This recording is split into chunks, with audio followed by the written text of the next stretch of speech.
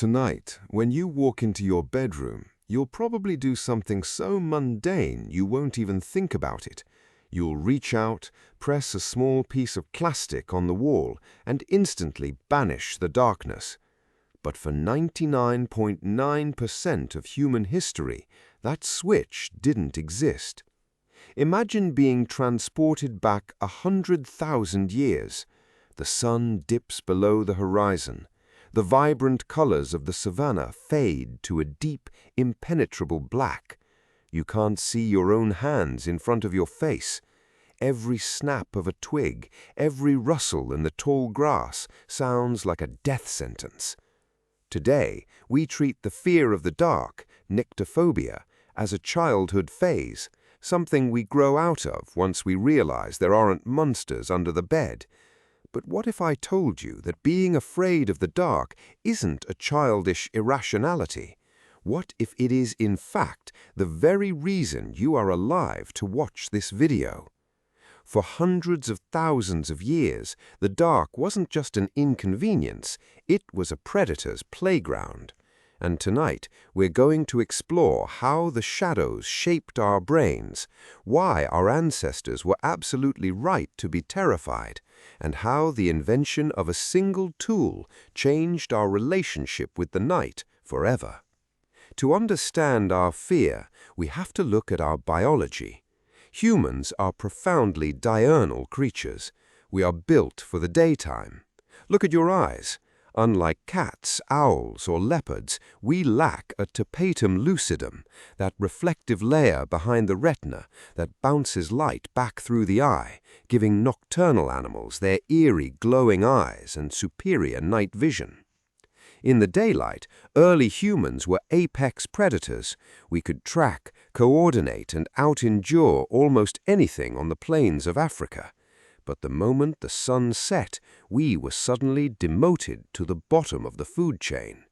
Let's look at the fossil record. Anthropologists have found the skulls of our early hominid ancestors, like Australopithecus, with two distinct puncture marks at the top of the skull, the exact width of a leopard's fangs.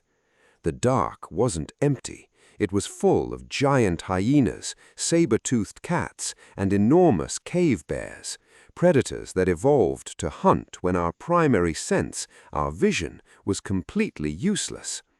So how did we survive? We evolved an alarm system: fear.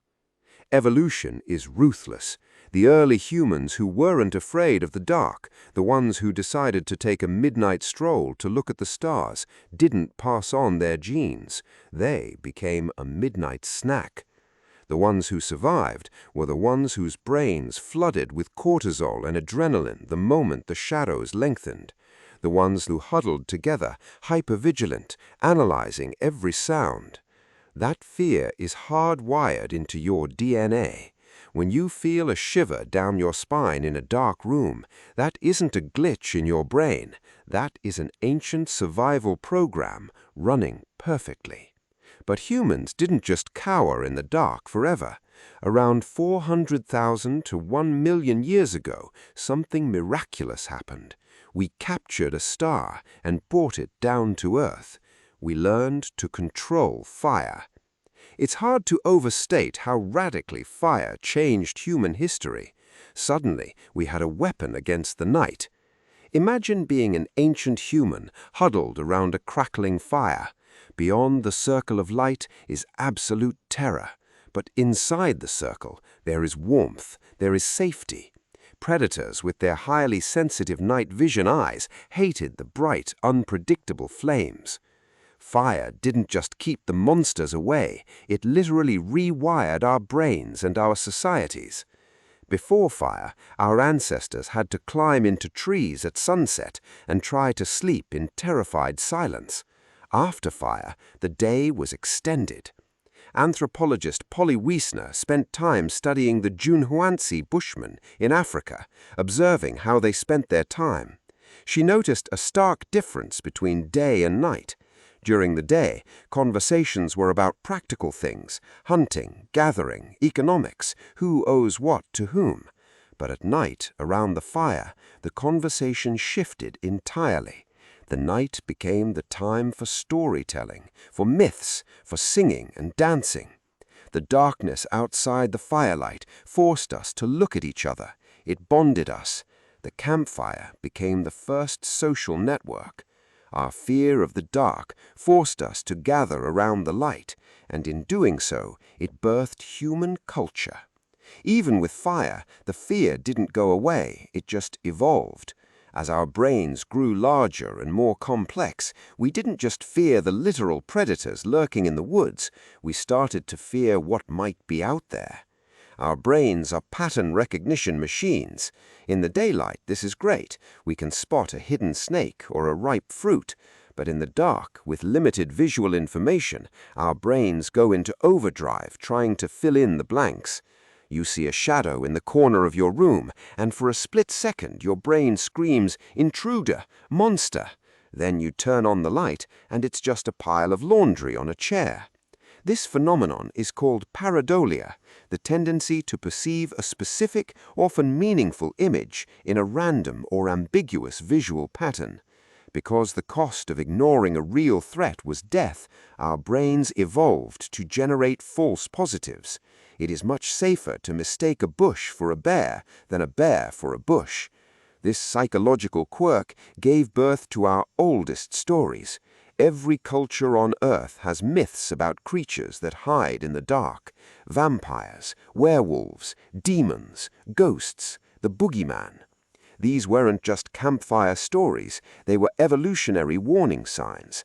They were a way to teach children a vital lesson: do not wander away from the light. The monsters in our stories were just stand-ins for the very real leopards and hyenas that haunted our ancestors. Fast forward to today, we have conquered the night. We have streetlights, neon signs, smartphones, and glowing screens.